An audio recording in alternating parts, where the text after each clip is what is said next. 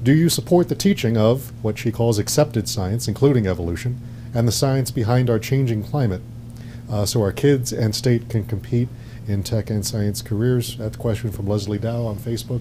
Ms. Douglas, your thoughts? Well, I can answer that very succinctly, quite frankly. There are actually, if people took the time to read the draft standards in science, there are actually more standards related to evolution in the proposed drafts than there are in the standards that may potentially be replaced if the State Board of Ed chooses to go that direction.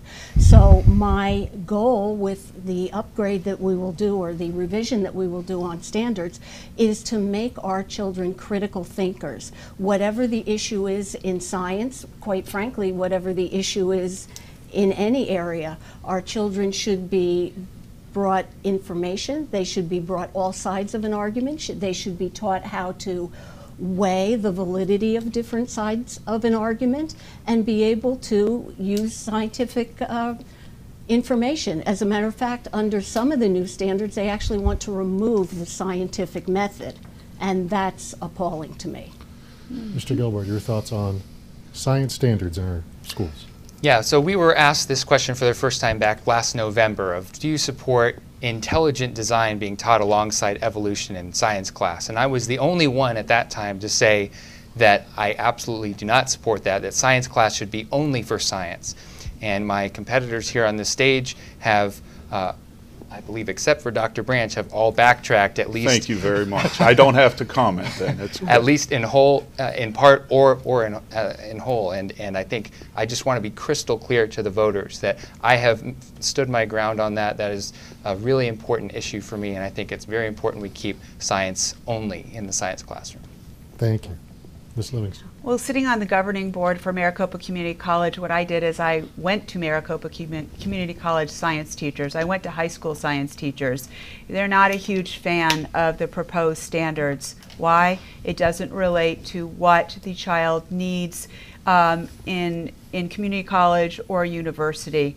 So no, I do not support the current standards. And also, there's another step backwards. I'm the only one that's taught in a K-12 classroom. You really can't bring up creationism. It's just a no-no. We don't even really talk about it, quite frankly. And the question in Tempe caught me by surprise, that in all my years, in every grade level, when I had to teach science, it is literally something principals, your team says, remember, just kind of skate through that and go right on to evolution. So no, I don't support anything that would make our parents, our teachers, administrators, or our colleges concerned or not ready for science education. Thank you. Mr. Brand. Yet in Tempe, you said that you did support it. I went back and even looked at it, and it was amazing. Then you said even in the classrooms, behind doors, you were doing it. No, sir. So, and that's in the tape. But too. your thoughts? But my thoughts are, I teach at the #1, #2 Christian universities in the world. I believe in intelligent design. I don't believe that it's mutually exclusive from evolution. I believe that there is a science behind intelligent design, so where Mr. Gelbart said science should be left to science, I believe in the science of intelligent design. Okay. May I? Yes. Okay. Before Mr. Riggs, we'll just Sure. give you a 10-second rebuttal. In Tempe, what I really did mean about this, and maybe it didn't come out correctly, and I apologize, we're in a lot of these different things. Look, school doesn't allow even Merry Christmas anymore. I wish we could say something, there is creationism, there are these things. We can't say it. There's one thing to want it, there's another thing to actually do it. Did you say it behind closed doors, I guess No. is what he was asking. No. Okay. But you Mr. said Riggs. you want That's to be what able you to said. say it. Exactly. Wait, Exactly. no, Yeah, excuse she me. did it in The another forum. I wish we could be that open. No, Is you fair. said we close our doors and That's teach exactly whatever what we want to it's teach. exactly what you said, Yeah. Tracy. It's I'm all sure- on I'm tape. sure- It's all on I'm sure tape. there'll be fact check. Channel and we'll 12 go through the social Channel media. 12 had All that right. in But we'll get in Mr. May. Riggs answer the question before we open it up let's again. fact check that. Look, while we're fact checking, by the way, let's ask Notre Dame University and Brigham Young University whether they're Christian universities and how they stack up. Anyway, like Tracy, I was completely caught off guard by that question at the Tempe Republican Women's Forum, and what I heard and mistook, and I'll take responsibility for that, is should creationism be taught alongside of intelligent design in our schools? And here's where I come down. There is no way that we can teach our founding fathers' beliefs in a creator who is the endower, the source of our unalienable human rights, without telling our students that they believe that profoundly and pledge their lives, their fortunes, and sacred honor in defense of that particular principle. So yes, I think with our older students in high school, secondary schools, I think they're perfectly capable of looking at the arguments on both sides of evolution, and certainly perfectly capable, should know what our founding fathers believed and put in our founding documents. Well, I guess, Ms. Douglas, you're talking about creating critical thinkers.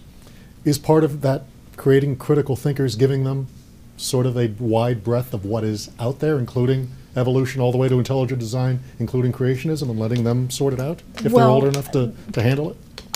Personally, and I believe that's what we were asked in Tempe, what our personal beliefs were. And absolutely, yes, I do personally believe that.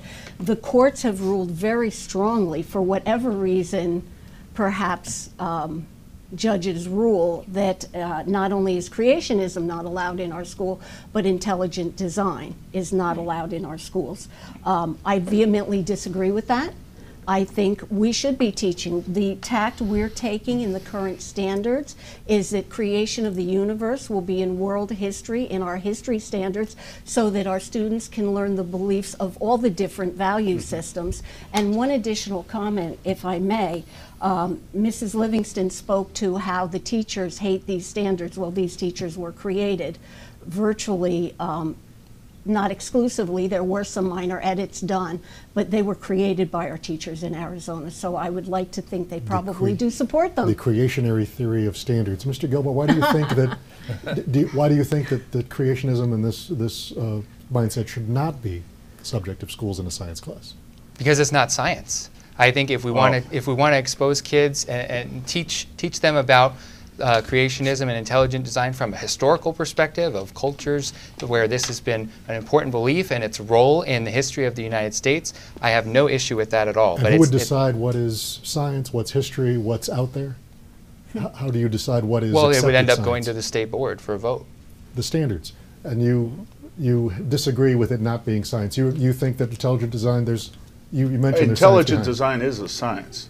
Okay. Federal courts have ruled it's a religious belief. Well, that's federal courts. The Ninth Circuit Court too is the Ninth Circuit. How do you think the scientific standards should be decided? Who decides what is science in a classroom setting? Well, and here's the thing. When I watch, for instance, the debate with the Democrats, and we believe this too, that we should have inclusion, thoughts and ideas. We should have inclusion and diversity. However, as soon as I open my mouth and say, well, I believe in intelligent design, the first thing they say is, that's not science, that's against Constitution, you can't have that. So how do we decide what is included? Well, right now, the courts unfortunately prevail in that decision. There's courts, but do you have a different thought on? You can absolutely, from the bully pulpit, advocate for intelligent design, or if you're evolution or whatever. But to me, intelligent design is a science. And certainly scientists are pursuing a different thought process. There are many solid evolutionist scientists that now believe and espouse intelligent design. We'll get to Ms. Livingston and Mr. Riggs if you have No, on this. You're good? No, I'm good. Mr. Riggs, anything left on this topic? No, I'm good. I love teaching government and civics. And I just want to point out, I always say the Declaration of Independence is the warranty and the Constitution is the owner's manual in our system of self-government through representative democracy under a constitutional republic. But it all begins, we hold these truths to be self-evident, all men are created equal and endowed by their Creator with certain unalienable rights. We can't skip over that, or we do a huge disservice to our students.